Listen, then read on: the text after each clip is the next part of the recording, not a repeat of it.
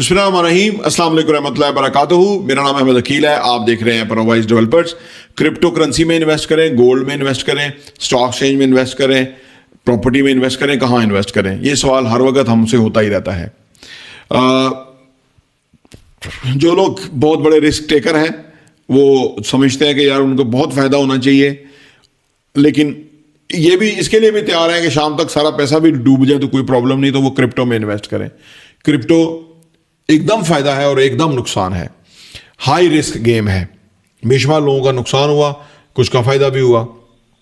वो उनका मजाज, अगर वो चाहते हैं ना जल्दी जल्दी, क्योंकि जल्दी का काम शैतान का है, लेकिन शैतानी ताकतें जो है वो इस तरह की चीज़ें कर रही हैं, तो वो उसमें चले जाएं, अपनी मर्जी पे जाएं। मैं वैसे एक मशवरा दे सकता हूँ, मैं कोई हतमी बात नहीं है। मुझे लगता है कि बहुत ज़्यादा फ़ायदा भी लोगों ने कमाया है और बहुत बड़ा नुकसान भी लोगों ने कमाया है। तो हाई रिस्क टिकट है वो जो इन्वेस्टमेंट है। स्टॉक एक्सचेंज में पाकिस्तान में चंद लाख लोग इन्वेस्ट करते हैं। करोड़ों की 25 करोड़ की आबादी में से अगर 2 लाख लोग स्टॉक एक्सचेंज में इन्वेस्ट करते हैं तो आपको अंदाज़ा ही होगा कि किस तरह का सिस्टम है कि उनको अगर कोई ज़्यादा फ़ायदा होता तो ज़्यादा लोग ना उसमें जाते। अच्छा, फिर गोल्ड, जिनको समझ आता है गोल्ड महंगा होगा, दुनिया गोल्ड खरीद रही है, दुनिया को पता है कि आने वाले टाइम में करेंसी गोल्ड ही रह जानी है, तो इसलिए लोग उसमें इन्वेस्ट कर रहे हैं।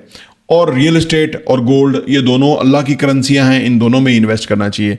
लेकिन रियल एस्टेट में जो प्लॉट हैं या फाइलें हैं, मैं उसकी अभी फेवर में नहीं हूँ। ये उसमें इन्वेस्ट करने का राइट टाइम नहीं है, क्योंकि जो प्रीवियसली 3 साल से जो रेडी प्लॉट हैं उनकी भी कीमतें डीवैल्यू हो रही हैं। और कोई भी इन्वेस्टमेंट अगर वो आपको फ़ायदा नहीं दे रही ना, तो उसमें प्रॉब्लम होता है। लेकिन जो लोग बिल्डिंग में इन्वेस्ट करते हैं उसमें मैंने अर्ज़ किया ना, अगर कमर्शियल शॉप्स हैं, कुछ है, थोड़ा सा टाइम लग सकता है उसको किराए पे लगने पे, और थोड़ा सा टाइम लग सकता है कि बंदे का बिजनेस ग्रो कर जाए, चल पड़े।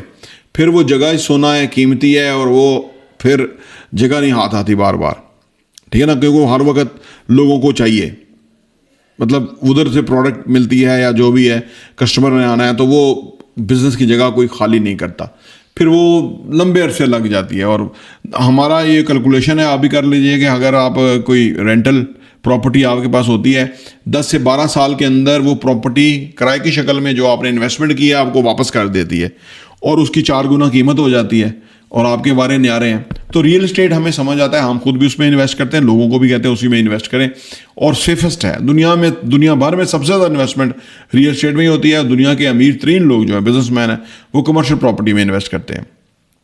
लेकिन कमर्शियल जो भी प्रॉपर्टी होगी थोड़ी लॉन्ग टर्म हो सकती है। इधर क्रिप्टो में रातों रात फ़ायदा, रातों रात नुकसान। रियल एस्टेट में रातों रात नुकसान नहीं, फ़ायदा रुक सकता है किसी वजह से, साल, 6 महीने, 1.5 साल, लेकिन फिर फ़ायदा होगा। और जो रुका हुआ फ़ायदा है वो बाद में वापस मिल जाएगा, ये भी है, क्योंकि वो अप्रिसिएशन जो है वो इस तेज़ी से हो जाती है कि वो वापस आपके बारे न्यारे हो जाते हैं, पैसा खरा हो जाता है आपको। ये भी इसमें बहुत इंपॉर्टेंट चीज़ है। अलगर्ज रियल एस्टेट रिकमेंडेड इन्वेस्टमेंट है। और जो फाइल प्रॉपर्टी, जो प्लॉट वगैरह हैं, उसके मुकाबले में जो अपार्टमेंट है, शॉप है, ऑफिस है, फिनिश चीज़ जो है, कमर्शियल जहाँ एक्टिविटी है या वहाँ रेजिडेंशियल लोगों की नीड है, तो ये नीड बेस्ड है, यानी घर भी चाहिए, कारोबार की जगह भी चाहिए। तो इसका मतलब है कि वो आबादी के लिहाज से वो बहुत कम चीज़ें हैं। करोड़ों घर इस वक्त भी शॉर्ट हैं और आइंदा भी शॉर्ट ही रहेंगे। हम कौन सा ओवरनाइट बना रहे हैं?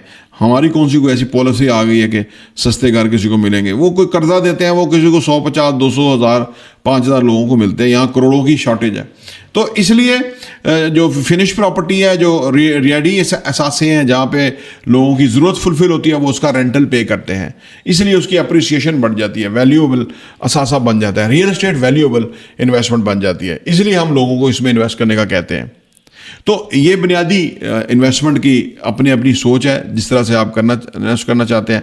और एक बिज़नेस में भी इन्वेस्ट कर सकते हैं। तो बिज़नेस में इन्वेस्ट करने के लिए बिज़नेस आपकी फ़िलॉसफी होना बेहद ज़रूरी है। बिज़नेस भी लॉन्ग टर्म है, शुरू में पैसा लगता है या टाइम लगता है, मेहनत है, पहले चट्टी देन हट्टी देन खट्टी, यानी इसमें स्टेजेस हैं। 3 से 5 साल लग सकते हैं बिज़नेस को सेटअप होने में, 5 से 10 साल फिर कमाई में शुरू हो सकता है, फिर कमाई आती रहेगी। तो यानी ये कुछ इन्वेस्टमेंट के एरियाज़ हैं जहां आप इन्वेस्ट कर सकते हैं। बाकी आपकी मर्जी और सोच और अप्रोच है जिस तरह से आप इन्वेस्ट करते हैं। बहरहाल इन्वेस्ट आपको करना ही होगा, तभी आपका पैसा ग्रो करेगा। अदरवाइज अगर आप पैसे को रोके बैठे रहेंगे तो वो बदबू छोड़ जाएगा, वो नुकसान हो जाएगा पैसे का। पैसा खुश रहता है जब हम उसको इन्वेस्ट करते हैं।